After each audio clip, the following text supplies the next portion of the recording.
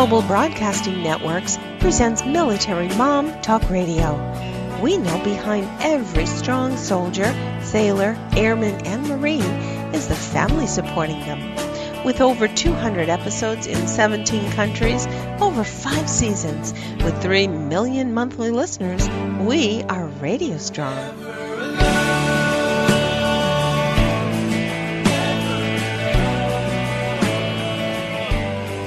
We're here to share resources and experts on topics important to you, the military family. Join us. We've got another great episode starting right now. Here are your hosts, Sandra Beck and Robin Boyd.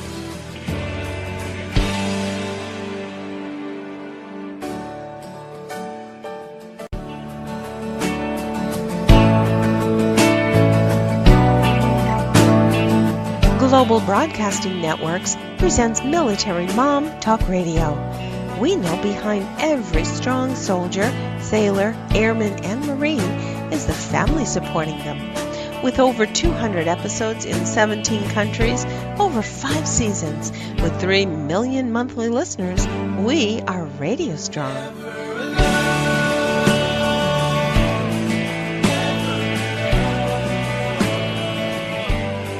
We're here to share resources and experts on topics important to you, the military family. Join us. We've got another great episode starting right now.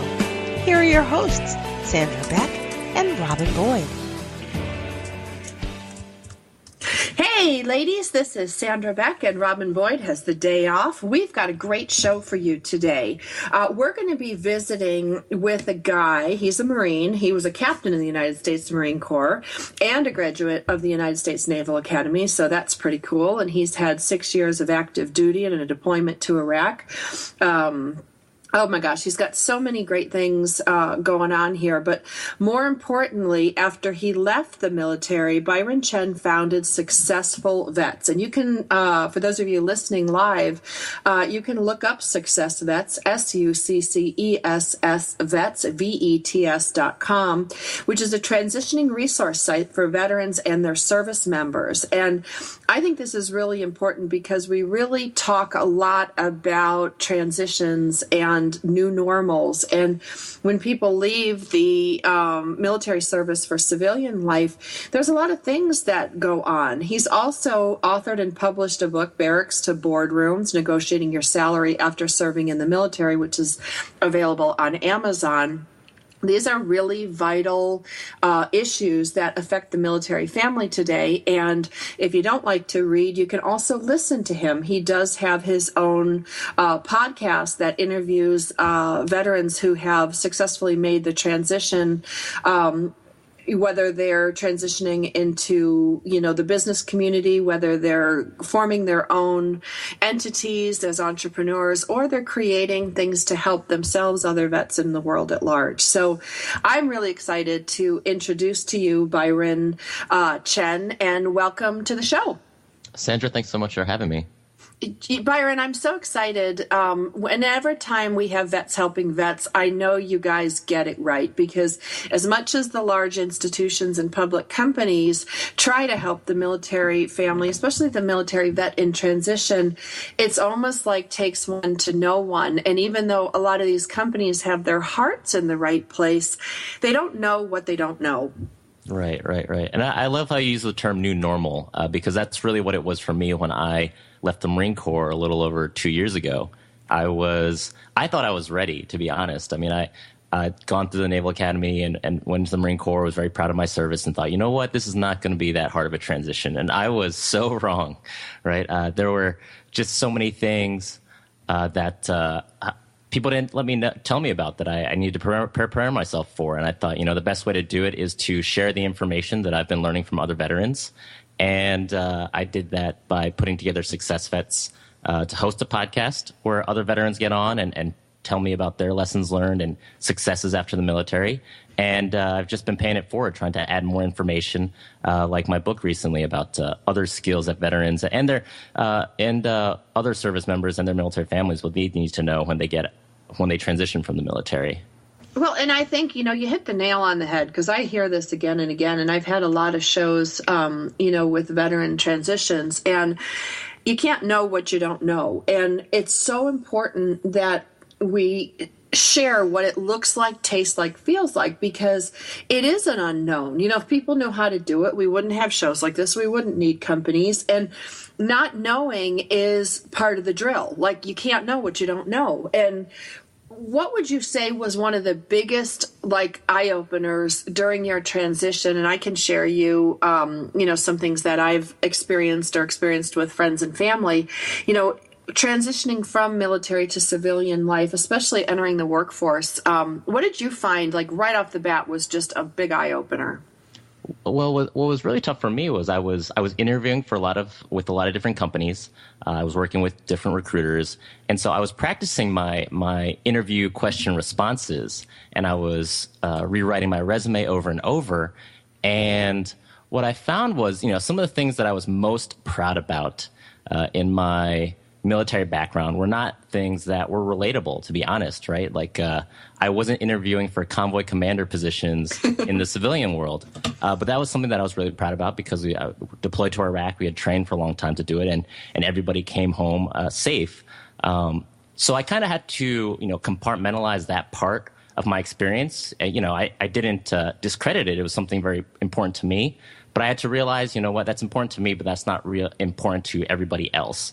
And if I wanted to be successful in my transition, I had to look at it from their perspective. So I really started to try to understand what employers were looking for, saw that they were more interested in my project management, for example, or my administrative experience. And those were the things that made it to the forefront of my resume, and also when I was answering interview questions. Those are the things I talked about. Not the most exciting thing to me as a Marine, but that's what helped me, land me my first job. That's what helped me negotiate my first salary. And, so it was that new normal for me that I had to take on. Well, and it's a lot about knowing what aspect of your experience to pull forward, because, when I look at, your command and things like that, I look at wow, you are really great at teamwork. You are really great at organizational skills. All these things pop out in order for you to get your guys and gals over there and get them home safe.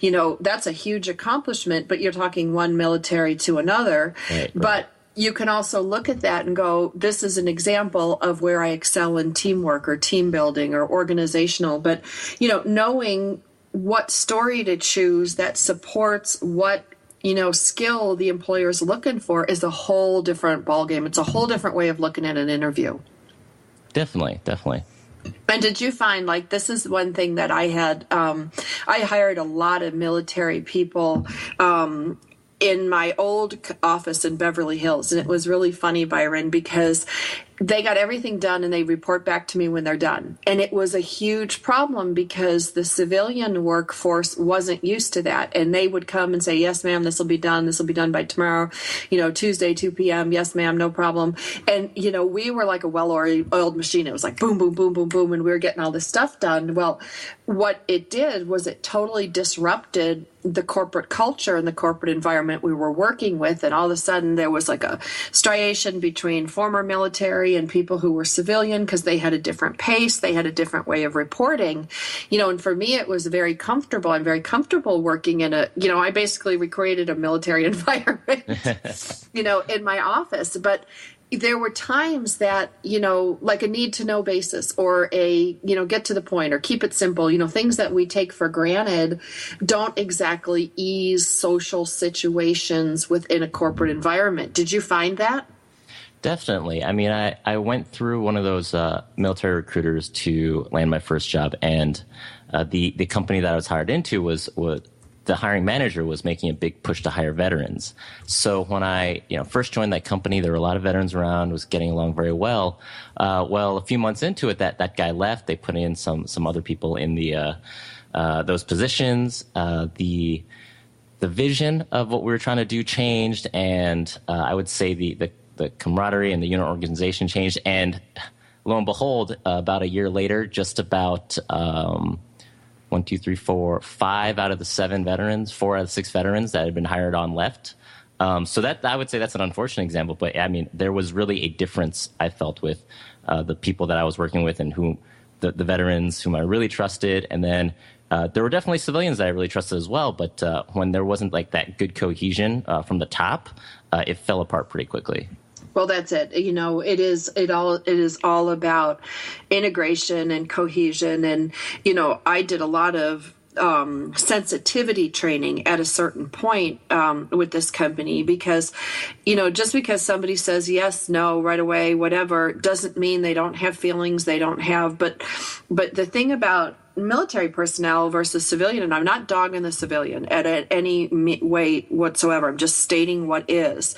A lot of times in work, feelings don't get into the play of the military employee. It's not about how I feel. It's not about, you know, and so there was some sensitivity training on both sides that had to be done because, I mean, to be honest, to me, it felt like the civilian people were a bunch of whiners. They couldn't get their job done without complaining. And then, you know, we've got the perception of the former military being a bunch of badass coming in, taking over, taking names. And it's a tough transition, but it is well worth it for the manager that's handling these different groups of people. They just have different mindsets. They have different experiences, but together, like, we can really create a tight unit with, if you take the no nonsense approach from the military and the get it done and, you know, over, under, any way you can get it done, sir. And then you bring in like you just bring in, you know, like elevate both of us together, we become a really tight unit because you got the touchy-feelies can be a little less touchy-feely. The, you know, go to can, you know, ratchet it back a little bit. You can really optimize a great team. Right, but that requires a top leader. Yeah. And I don't think the answer is just that, you know, hire everybody from the military. Like you were saying, it takes a great team. And I mean, that's sort of the reason I started Success Vets. I found that there were a lot of things that as somebody leaving the military, things that I could learn and change to improve, to work better with those teams. Well, yeah, it's navigating a different system. Like, that's one of the things that, you know, you join the military, you learn how to navigate the system. You learn what works and doesn't work. When you transition into civilian life, especially if you didn't have prior civilian work experience, you know. Oh, stay with us on Military Mom Talk Radio.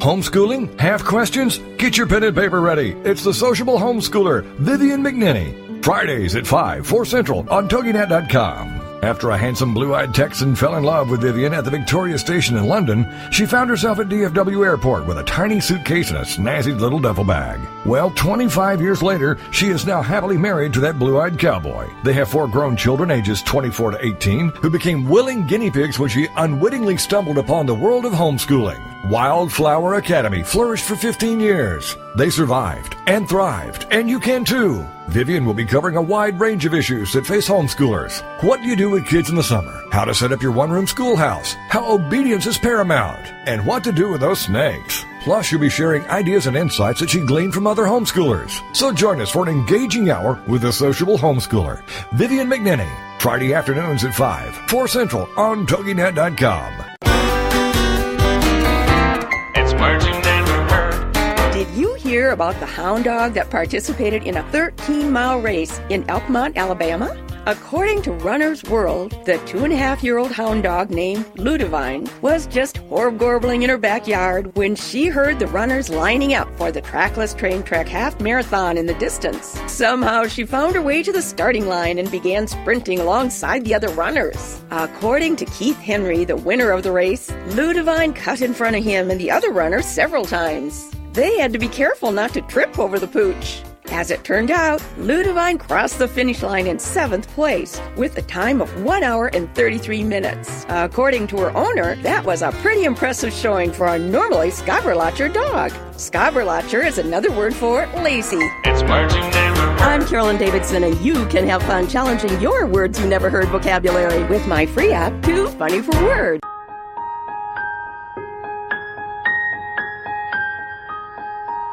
We're back with more great conversation on Military Mom Talk Radio. Hey, ladies, this is Sandra Beck, and Robin Boyd has the day off, and we are visiting with Byron Chen, and he founded Success Vets. And what we're talking about today is when we transition from military service to civilian life, especially in our workforce, there's some bumps and bruises we take along the way, and we talk about navigating a new normal, which anytime, you deploy or you come back or you PCS to another station, we've got to adjust to our new normal. But one of the things that is really tough sometimes for us to jump in and be successful right away is that navigation into the workforce. Earlier on in the show, Byron talked about, knowing how to answer some of these interview questions and knowing what is valuable and vital to the person hiring you may not be in alignment with necessarily some of the things that you're most proud of in your military service. And so navigating some of these things really help you, become more successful. And, Byron, have you had any luck? I haven't had any luck, I'll be honest up front, with these like MOS to civilian life job translation software. I think their heart's the right place. Right. Yeah. Well, yeah, that's another great good point you bring up. One of the reasons I found the transition difficult is because I thought I was going to get a lot of help when I was leaving the military. I mean, they provide transition classes, or a lot of military recruiters, and you see all these commercials online about companies trying to hire veterans and all these different veteran helping initiatives. And they're great, but at the end of the day, it's, what truly helps the individual. And for me personally, I learned from other veterans and my peers. And so, there's great that there's an online website with an algorithm that can plug in that, hey, if you were in this Selwyn West, you can do this. But we're human beings. We don't really fit into an algorithm very well. And, as as a member of the military and the military community, you don't just do what your MOS is when you're in the military. I was a military police officer by training, but I was also a series and company commander at the Marine Corps Recruit Depot, so I was in charge of drill instructors. I did a lot of legal investigations as part of my job as a manager of personnel, a lot of discipline and punishment, and also I did a lot of writing. And all of these things I do now, but you wouldn't expect that, and you would never get that out of if you plug that into some MOS translator. And I think, when you're leaving, you have to sort of realize that those tools that are out there may not be the best, and you have to keep pursuing different ways to personally develop yourself so that you can figure out what is it that you can do and you have the skills to do, and what you want to do. Absolutely. And, one of the things, too, is what we did in our military career might not be what we want to do in our civilian. That's another thing. It doesn't allow you, just because you have this software job translator, it doesn't give you a whole lot of wiggle room to explore what you want to do or what's available in your area. That's another one. I mean, right. So many of our servicemen and women come from, like me, little teeny dink towns where, you could be a chicken farmer, a pig farmer, a corn farmer, take your pick. What can you really, what's really available to you? Because if you're in, where are you, Byron? Are you out in New Jersey? I'm actually out in San Diego right now. Oh, you're down in San Diego. Okay, mm-hmm. So you're in a great position because you're in a heavily saturated military community. People, you can't swing a dead cat around there without hitting somebody who served. Yeah. But, if you're in, like me up near the Canadian border, in farmland country, it's going to be a little different in what's available to you. So it's really very individual, but I think the themes remain the same. How do you talk to somebody in an interview? How do you answer certain questions? In interviews, we get a lot of the same questions. Right. And so for me, when I think about that problem, first I tell people, take a step back. It's important to have a mindset change. If you're coming out of the military and you're thinking, I need to just respond straightforwardly and, what's off the top of my head, I would say sometimes, you could get yourself in a sticky situation, right? Because in an interview, they're looking for something short, succinct, and that fills the requirements of the job that they're looking for. So I always tell people, always think of the other side first. That's constantly what I'm doing now when I advise other veterans. So if you're looking at a job interview, you should be researching that position and looking at the position requirements. Really, what are they looking for, and what kind of skills do they need? And I think what you'll find as a veteran or anybody coming from the military is that you've done so much and such a wide variety of things, yet you have experience in it. It might not be exactly what they call it, but you have experience in it. Now that you can put those two together, you understand what the job requirement is. You understand that you did have experience in that area. You can bring those two together in an interview and explain, hey, this is actually what I did. It doesn't sound the same, when if I didn't translate it, but I do have experience in that area. And I think that's a big advantage that veterans need to understand. Well, and I think also, veterans, I'm going to chime in here because I think veterans need to understand that they come ready. A lot of times, the confidence that you have achieved in your successful military career is really well translatable to your civilian career, and that can-do attitude, the idea that, you'll figure it out, you'll get it done. There's no failure, or failure is not an option, whatever the slang of the day is. But that attitude coming into an employer is really valuable. So, I know some of my military friends, they shortchange themselves in the military or in the civilian interview. When they talk about problem solving, when they talk about adjusting, they talk about transitioning and handling change and managing stress and, handling tough situations, that's where the military person really shines. And, right. The can-do attitude, that's another one. Like, I can figure it out. I can learn this. I'm trainable, seriously. And to help to your listeners, for the guests that have been on my show, people I've interviewed that have been very successful, who are CEOs, who have gone on from the military and gone into jobs like consulting and design and being authors. There's two things that they always mention that I think applies to anybody if they're trying to be successful in the next thing that they're doing, and that is networking and mentorship. So, and I think they kind of relate. Networking as in, finding a group of people that can support you and help you and that you can also help. So a new peer group, like the camaraderie that you had in the military, and mentorship, finding people that are in the industry that you want to excel in, reaching out to those people and talking to them to understand what it is you need to do to progress in your career. Because like you said, veterans have a lot of the fundamentals, good work ethic, great at working in teams, great at solving problems. Now, how do you apply it to your next job, or how do you apply it so that you can leverage it so you continue to move up in your career? And you can't do that just by figuring it out in a vacuum. You have to find it out from other people that have been there. And there are a lot of people very willing to help that I have found, especially other veterans. And so I'm always pushing that, reach out to other veterans that you can. There's so many great tools out there today, and reach out to other veterans that are really successful in their careers who can be mentors to you. And it doesn't just have to be veterans. There are a lot of civilians that also want to help veterans and military families succeed when they leave the military. Well, and start before you leave. That was the one thing. Like, I did a show a couple years ago that we were talking about, when you're getting ready to leave the military, before you get to collect people's information, get their contact information, make sure you got all this stuff in hand. And when your buddies leave, keep track of them.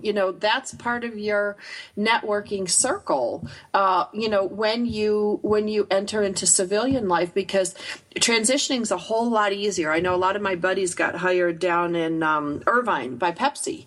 And, that was like the Camp Pendleton pipeline, you come out of Pendleton, you just flew right into into PepsiCo. And, the guys that knew each other before and kept in touch, I'm sure it was like one guy got hired at Pepsi and then all of a sudden just vacuumed up the rest of them, as they left the service. But that's a lot how it works. I see it happen in Northrop Grumman. My one brother works for Northrop Grumman. My other brother works for JPL. And they hire their buddies and they bring people in. And, that's a lot about how it works. And if you're a young new manager at a company, you're going to go back to your service and go, okay, who's out, who's good, who was good in my unit, who could I really benefit from? And if you guys are in communication, and boy, social media makes it really easy to stay in touch with everybody, friend them, LinkedIn with them, do those things so that you have choices when you come out and you have resources. Right. And just to add to that, I had a guest on my show. Her name was Melissa Washington. She's a LinkedIn expert and a career recruiting expert. And she told me that the majority of job positions are filled by referrals. So by the time a job even gets out to LinkedIn or a posting or the classifieds, it's already been vetted internally by that company. Most companies trust that their employees can figure out, who else would fit in this culture, and they're the people they're looking to hire first. So if you want first crack at a job, that's the best way to do it. Finding out from your network and keeping your ear to the ground and finding out from others when a position is available. Right, and asking. I see, in my social media all the time, I'll see somebody say, hey, look, I'm looking for a job, or my friend, is leaving the military. He's looking for X, Y, and Z. You put that up in your social networking sphere, and, you can private message people, or you can put a public post up, and then people can private message you. People don't know you're looking for a job until you tell them. And if you put up, hey, I'm transitioning and I'm going to be living in this area. Does anybody know of any great jobs? I connect people all the time, and I know there's lots of people out there that like to do that as part of their, assisting, people who fought for our freedoms. I'm going to take us to commercial break, Byron, but how can people get a hold of you? Check out successvets.com, and they can always reach out to me via email, byron@successvets.com, or on Twitter @successvets. Okay, so successvets.com.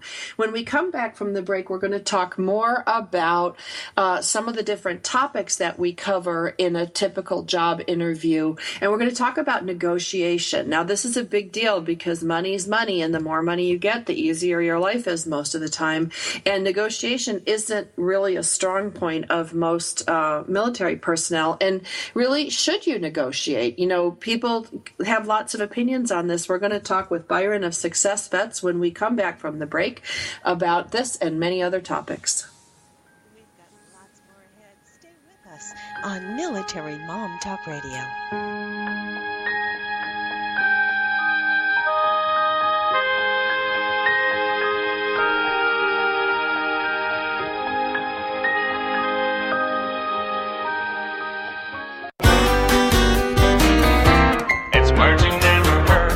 February is National Chocolate Month. Historians say the Aztecs discovered chocolate 3,100 years ago, and it was revered to the point of worship. The word chocolate comes from the Aztec word chocolato, which referred to the bitter, spicy drink the Aztecs made from the cacao beans. The first chocolate bar was invented in 1847 by Joseph Fry.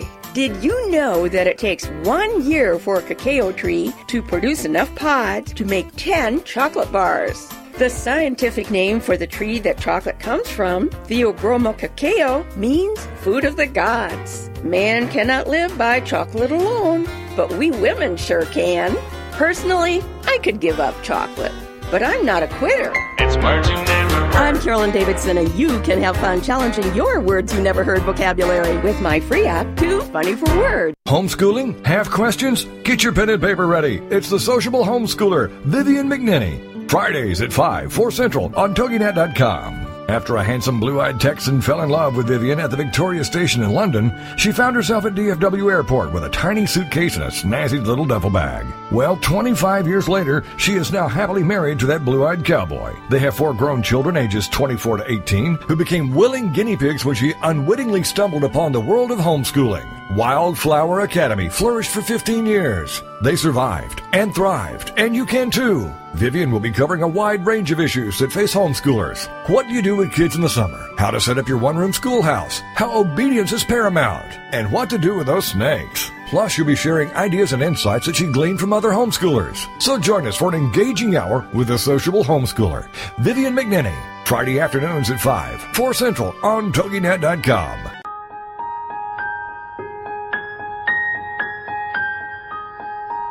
We're back with more great conversation on Military Mom Talk Radio.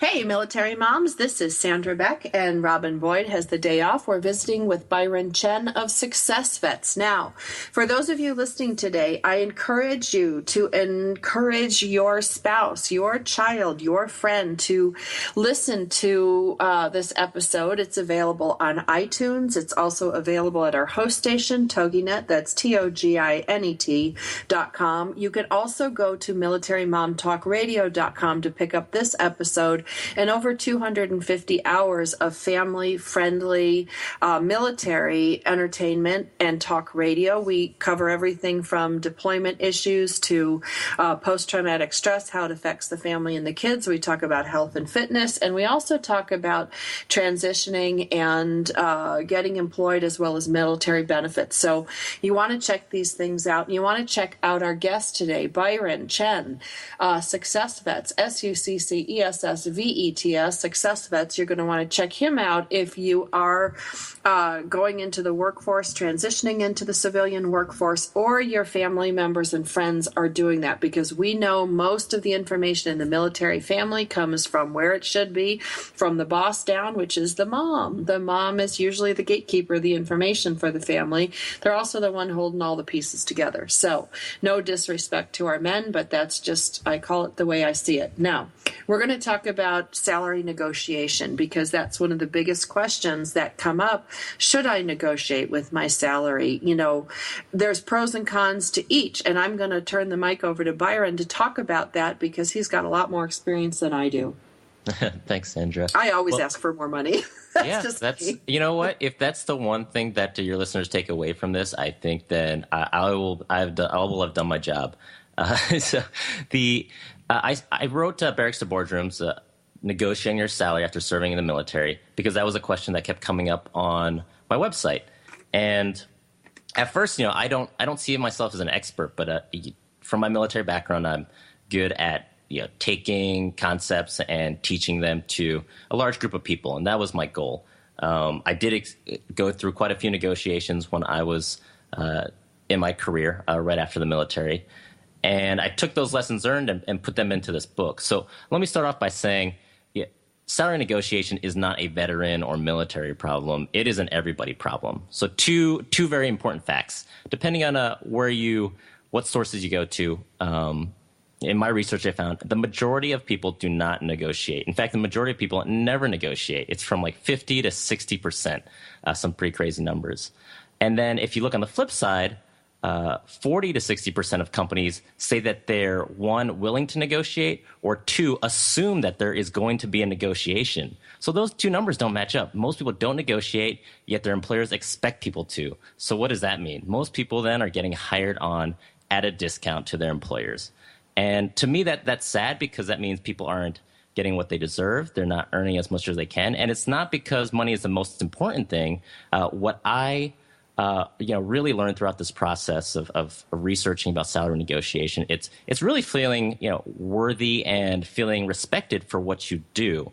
So yes, you should negotiate, and it's not very difficult. You're not going to annoy it's not that it's not very difficult. It depends on, your personality and how you communicate, but it's not unreasonable when you try to negotiate. So I suggest everybody at least try it, or at least do the things that you need to do to make sure that you're earning what's fair for you.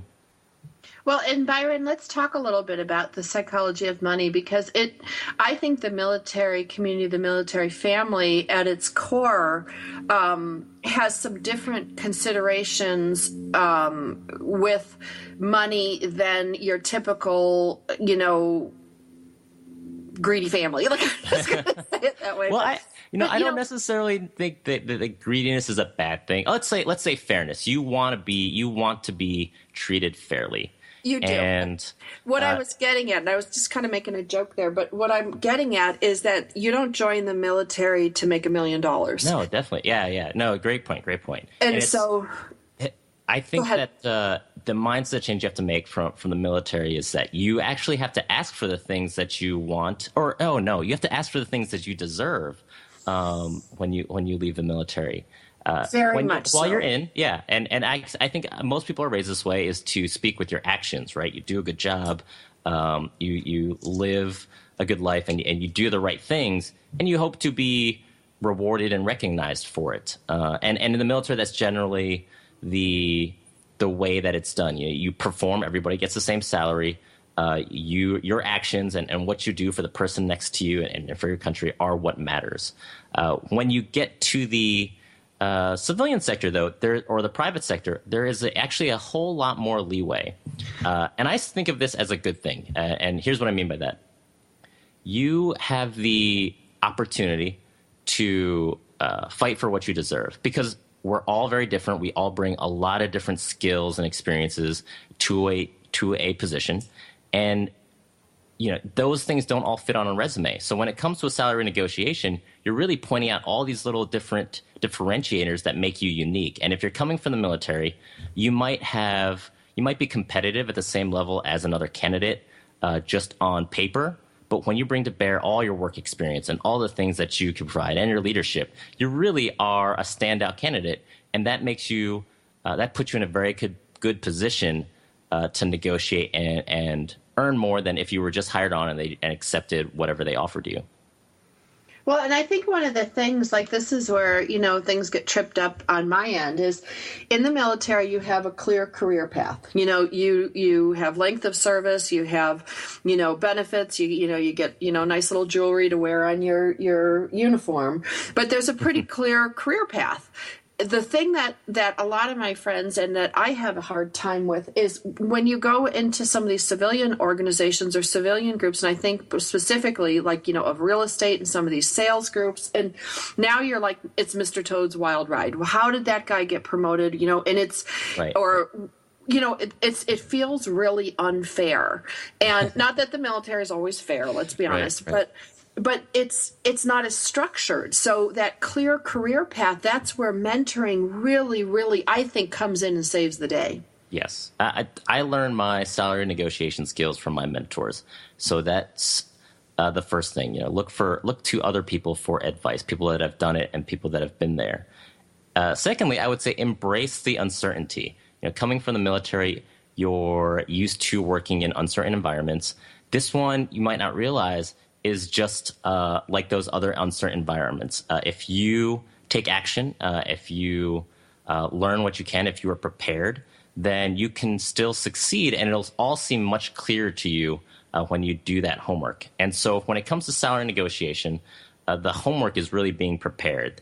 That's understanding, what job you're going for and what salaries those jobs get in the industry. So another crazy fact, crazy data point that I learned when I was researching for the book was that about 20 to 30% of people, when they go into a job position, don't even know what the salary range is for that job across the nation. They have no idea. So they have no idea if they're getting an offer that's good or bad, below average, above average, no clue. Just by that little one fact alone, if you did your homework, asked other people, did a quick search online and knew what the value of that job was, then you could just say, hey, this is what I think is what the market is paying, and this is what I would expect if I'm going to take on this job. That alone will save a lot of people a lot of trouble when it comes to negotiating.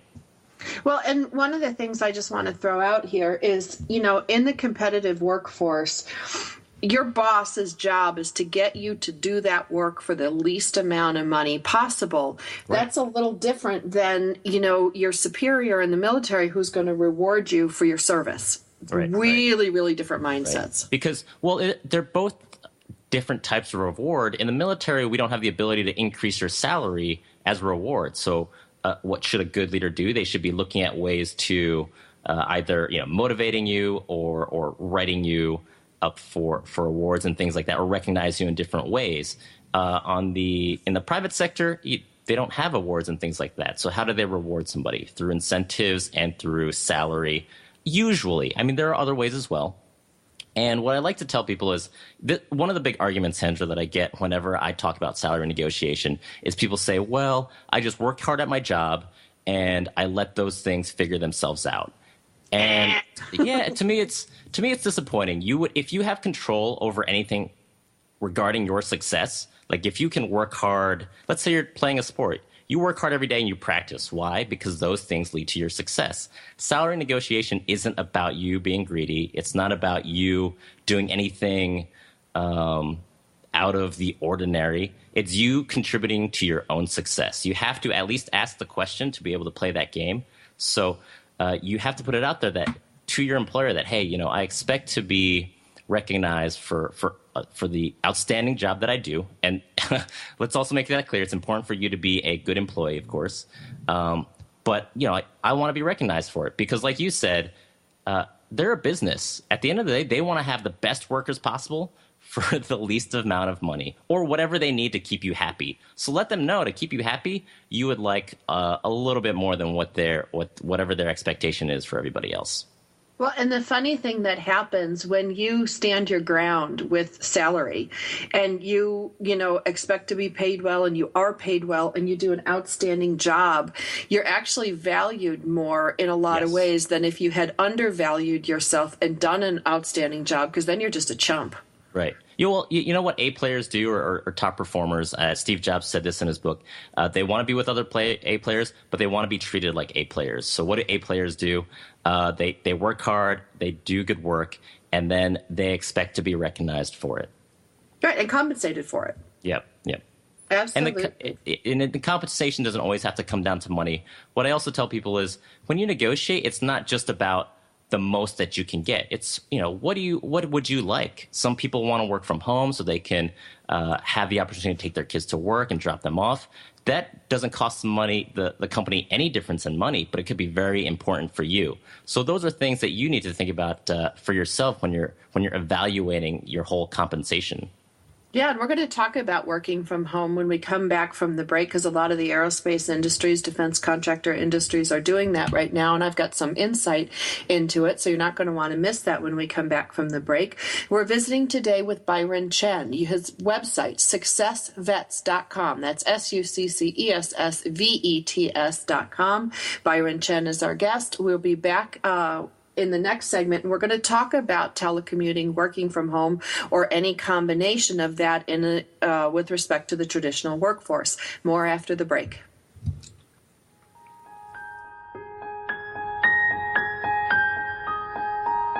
We've got lots more ahead. Stay with us on Military Mom Talk Radio.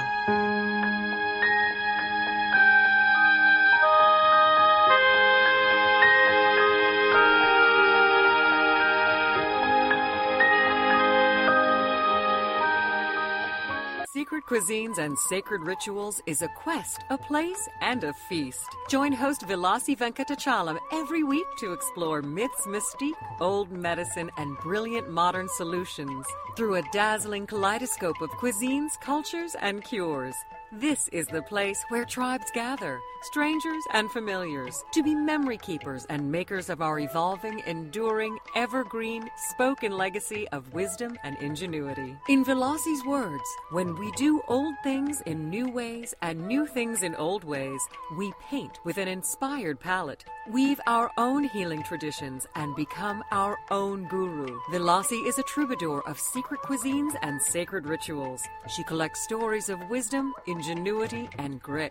She believes wellness and transformation happen when you stand at the threshold of delight and discovery. She displays her hidden penchant for drama when she leads the Safari at the Supper Club. Her favorite pastime is to extol the marvels of cuisines, cultures, and cures. To her audience in workplaces, seminars, and salons, her mantra is, be your own guru. She is a biochemist, botanist, and alchemist who likes to churn delightful, useful things from a brew of art and science, ancient and evolving, old medicine, and new cures.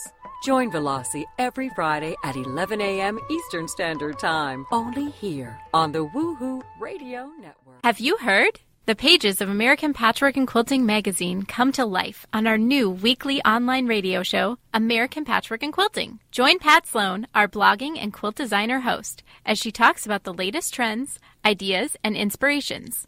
Her guests include quilt pattern designers, authors, quilt shop owners, and our editors, all quilters, just like you. Call in with your questions. Get quilting tips from industry experts.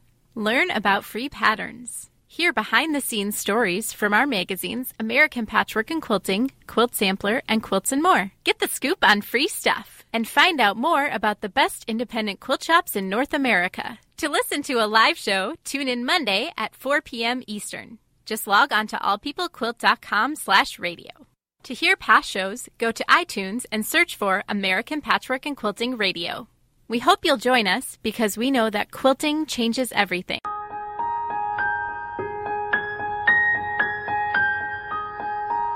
We're back with more great conversation on Military Mom Talk Radio.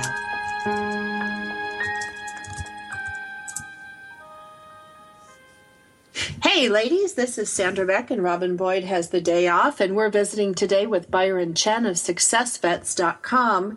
And before we went to commercial break, we were talking about telecommuting, working from home. Now, as many of you regular listeners know, I own a company, Motherhood Incorporated, that employs moms, a lot of military wives, to work from home in the tech fields, and we cover everything from missile defense programming to bookkeeping. And one of the things that happens when you're a mom is you might be like me and have elder care issues and child care issues. I care for my 81-year-old dad. I got a 6 and a 9-year-old boy. I'm sole supporting. I don't get any child support. So my hands are really full. So for me to hop on the freeway here in Los Angeles and, commute to an office, it really isn't in the cards. And that's also one of the things, Byron, I wanted to share with the negotiating. The last company that I worked for, they wanted me in the office 5 days a week. And I said, okay, here's my 5-day-a-week price, and here's my 4-day and 3-day-a-week price. And they took the 3-day-a-week price that allowed me to only have to commute 3 days a week. And, now, of course, I own my own company, so I don't commute. But prior to that, I found that there's all different ways to be compensated in your salary beyond just money. And recognize that if you are hired as a telecommuter, my sister Jill is a missile defense programmer, and she telecommutes, and her company, which is a division of Northrop Grumman, does not have to pay overhead for her. They don't have to give her an office. They don't have to, give her the space. And if you're in somewhere like Los Angeles where space is a premium, that can be a big deal, and that can mean more money in your pocket. And statistics show that people work longer, they're more satisfied, they have a better family life, they stay longer with the company that accommodates them in their work situations. And so I just wanted to throw that out there, Byron, insofar as working from home. Yeah, I think those are great things to consider. When it comes to any negotiation, let's start off with, what is it that you want? If that's the lifestyle, or if there are things that, are priorities for you when it comes to your compensation, you have to see if there's any way you can work that into the negotiation. The next piece is then, finding out, will the company be willing to do that? And that's where you can find out by doing your homework, reaching out to other veterans, perhaps, reaching out to other people in your network who work in the same industry, and see, what options are given to them. Because at the end of the day, that company wants to hire a very good candidate. But they know that the only way they can do that is by competing with all the other similar companies in that industry. So if telecommunication for like a big company like Northrop Grumman is an option, I bet you for all the other defense contractors, it is also an option. So that's the first thing, right? Setting your priorities, doing your homework, and then seeing, can you bring that up professionally as an opportunity for your company. And next, you're just really looking for it to be a really fair exchange of value. And what I mean by that is, it's never about just getting what you want, right? Nobody's entitled to anything. And by no means do I think that when you negotiate your salary, that you deserve it. What I'm saying is, hey, if you have an opportunity where you say, look, this is what I could get elsewhere, or hey, this is something that would really be important to me, and it doesn't really cost the company much more, but it would make me a much better employee, then why not ask for it? And what I'll tell you, in most cases, 99% of the time, companies have no problem with you asking. What I tell people is, you're not always going to be successful in your salary negotiation, but that's okay. You want the opportunity to at least ask, because if you don't ask at all, you're not going to have the opportunity to telecommute if you want.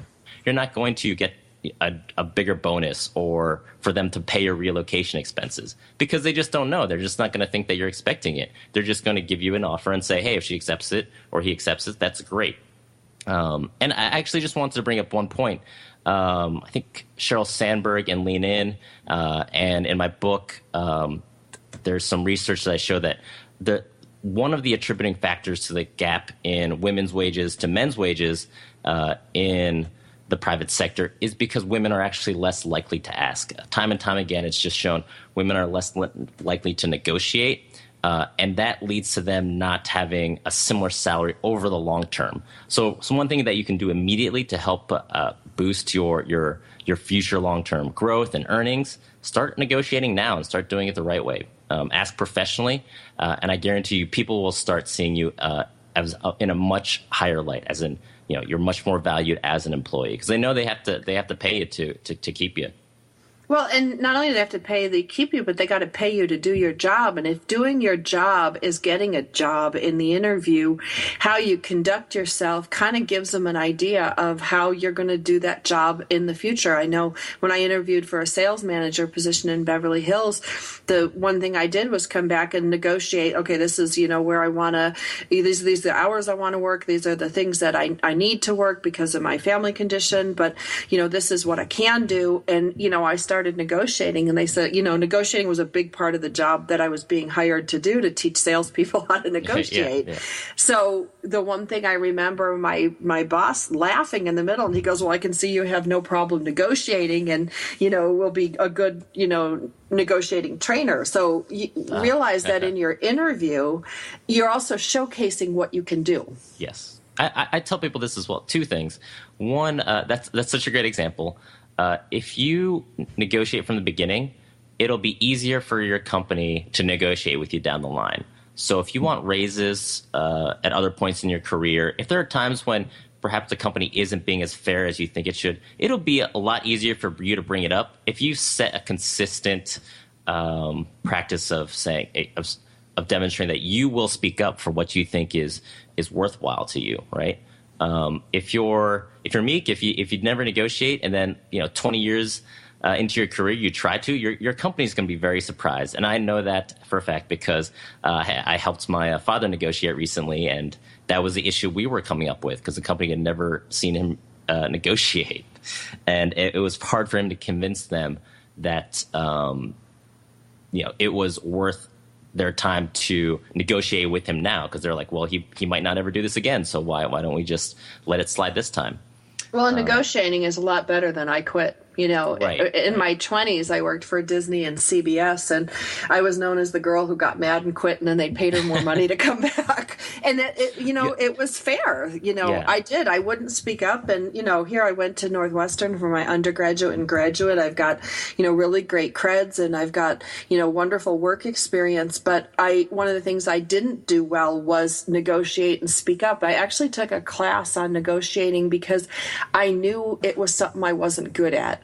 And it's not something I was comfortable doing. Here I am raised, Christian conservative, Upper East Coast, good girls don't ask. And boy, she's gone now. Well, that's a very interesting point, because a lot of people say they're not good at negotiating. They weren't raised that way. But are you not a good person now, Sandra, just because you negotiate? No, it's just a skill. No, not at all. Right. It's just a skill. In fact, it's an important skill that I think people don't teach because, one, most people are afraid and uncomfortable. And two, for all the companies out there, it benefits them not to teach their employees to negotiate, right? Like, right. They don't want everybody to be fighting for their value. So what I want your listeners to understand, one, it's not about being annoying or being not a good person, right? I think that's one of those limiting beliefs, or those self-doubts that you have to put out of your mind. Right, and or two, programming. Understand it's a skill that if you practice, you can get good at, because most people don't. So if you're one of those few people that can communicate your value professionally and can bring up your concerns very courteously, you will rise above very quickly.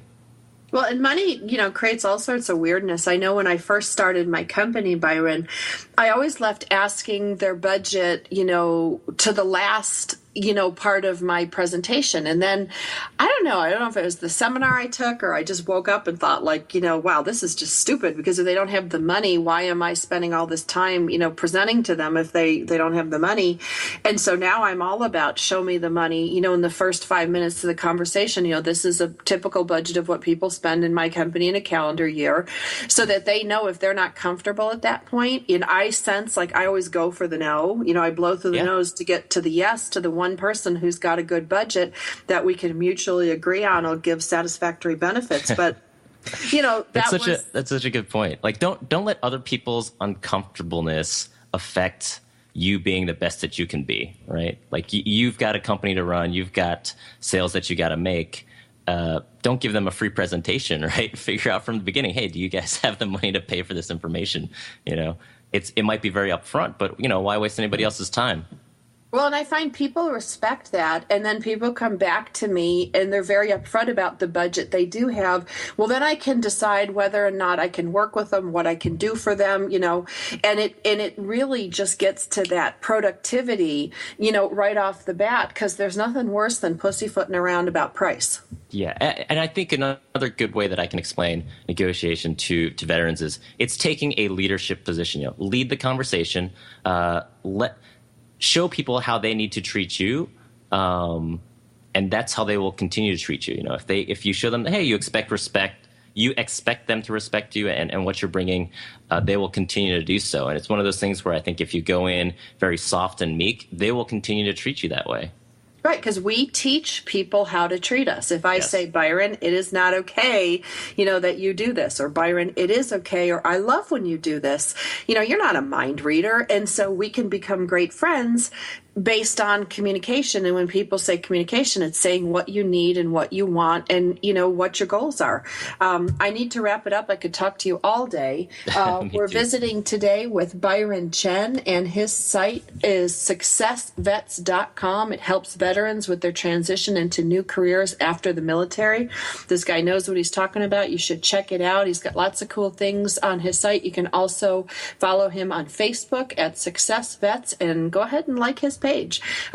Next week, we're going to be back with more great family-friendly programming. And if I had my notes in front of me, I could tell you who that guest is. But since I don't, I'm just going to wish you a great week, and we'll see you again next week. Have a good one.